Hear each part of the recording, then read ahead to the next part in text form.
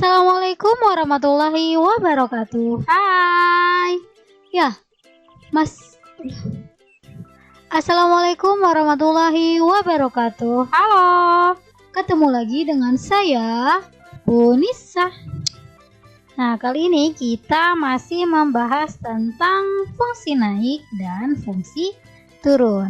Nah, kali ini kita hanya membahas tentang soal-soalnya ya. Nah, di sini ada soal, tunjukkan bahwa fungsi f(x) sama dengan 1/3 x pangkat 3 ditambah x kuadrat ditambah 8x ditambah 9 selalu naik. Nah, kalau selalu naik berarti f aksen itu lebih dari 0 ya. Nah, di sini langsung aja kan f(x)-nya sama dengan 1/3 x pangkat 3 ditambah x kuadrat ditambah 8x ditambah 9. Berarti f turunannya sama dengan 3 sama 3 nih, coret ya. Jadi x kuadrat ditambah 2x ditambah 8. Nah, kan si f aksennya ini selalu positif ya. Taunya dari mana positif? Ya kita lihat aja, semuanya angkanya positif kan. Nah, jadi x kuadrat ditambah 2x ditambah 8 itu selalu bernilai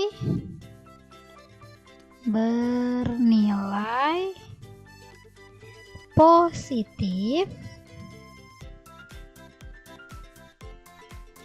untuk setiap nilai x atau f aksen x-nya itu sama dengan x kuadrat ditambah 2x ditambah 8. Karena selalu naik maka dia lebih dari 0. Nah, sehingga f(x) selalu naik untuk semua x bilangan real. Udah selesai. Nah, kita hanya menunjukkan. Lanjut. Tunjukkan bahwa fungsi f(x) sama dengan negatif x pangkat 3 ditambah x kuadrat dikurang 5x ditambah 3 tidak pernah naik. Tidak pernah ya, bukan tidak naik.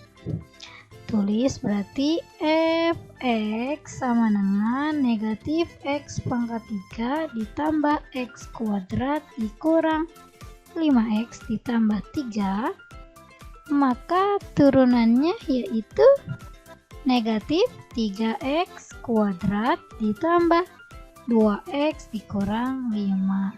Nah, berarti ini dia bernilai apa? Negatif.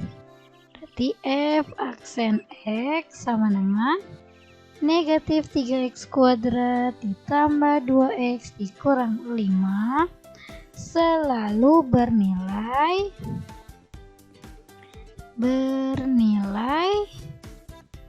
apa? Negatif ya. Untuk setiap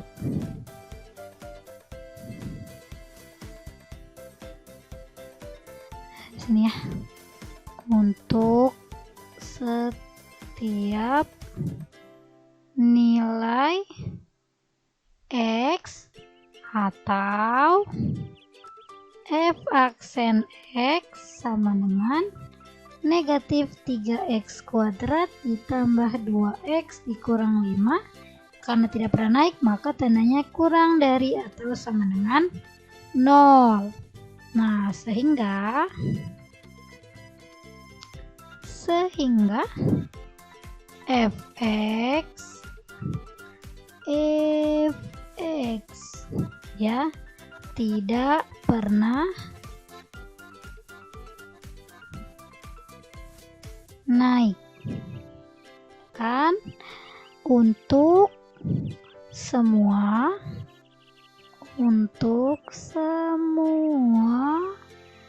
X bilangan real. Selesai.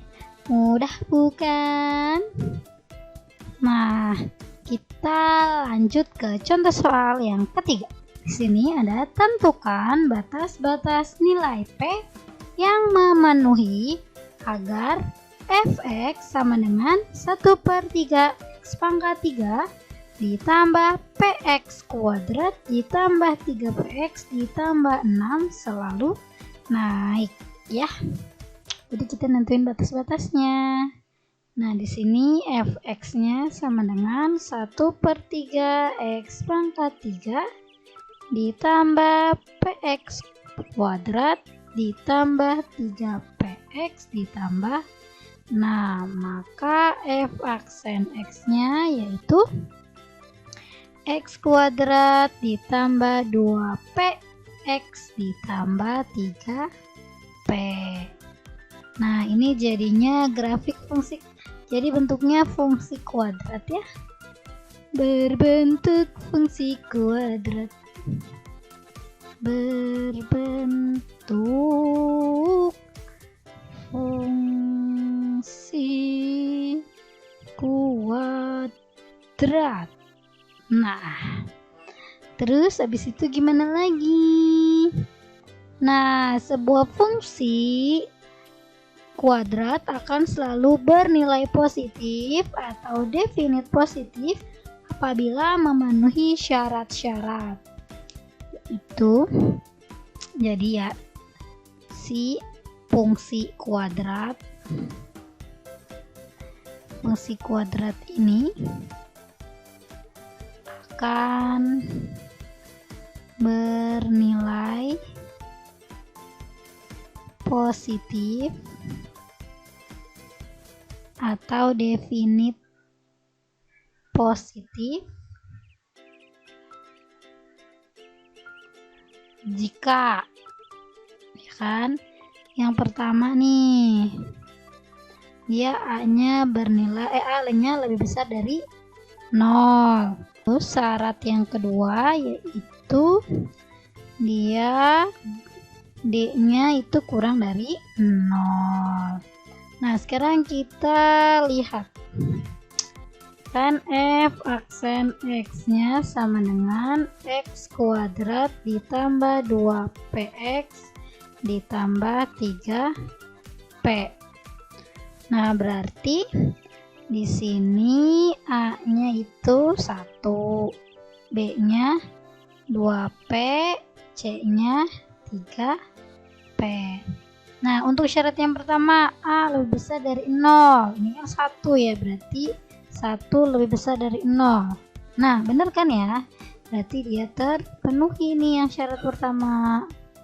Nah, sekarang yang kedua yaitu D kurang dari 0 kan? Nah, masih inget ya rumus D itu kan B kuadrat dikurang 4 dikali A dikali C kurang dari 0. B-nya 2P. Berarti 2P kuadrat dikurang 4 dikali A-nya 1, C-nya 3P kurang dari 0. 2P kuadrat 2 pangkat 2 4. P pangkat 2 P kuadrat. 4 dikali 1 4. 4 dikali 3P 12P. Ini ada negatifnya, jadi negatif 12P kurang dari 0. Nah, ini sama-sama bisa dibagi 4 kan? 4P ya. Bagi 4P berarti dapat di sini 4P kuadrat bagi 4P yaitu P. Negatif 12P dibagi 4P yaitu negatif 3 kurang dari 0. Nah, ya kan. Makanya didapat, berarti balik lagi ya. Jadi gini, takutnya kalian bingung. Berarti P itu lebih besar dari 0 dan kurang dari 3. Nah, P-nya balik lagi ke X ya. Jadi X lebih dari 0 kurang dari 3.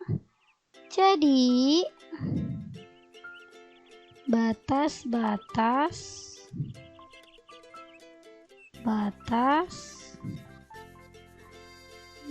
nilai P yang memenuhi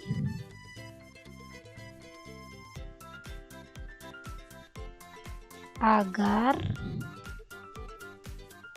fx selalu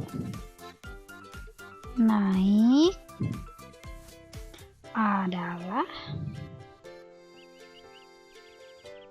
X lebih dari 0 kurang dari 3. Ini 0 dari mana sih? Ini ya, kan? Bentar. 4P kurang dari 0 ya kan? Berarti P ya udah 0 dibagi 4 itu 0 ya kan? Nah, ini dari yang ini P kurang 3 negatif, keluar min 3-nya dikeluarin jadi positif. Nah, ingat dia itu kan intervalnya itu kan X lebih dari A kurang dari B. Jadi yang dari yang terkecil ke terbesar. Nah, kan yang terkecil 0 berarti X lebih besar dari 0. Nah, yang terkecilnya 3. Kan jadi batasnya di tengah-tengah ini nih, 1, 2. Oke, semoga kalian paham ya. Sampai jumpa. Assalamualaikum.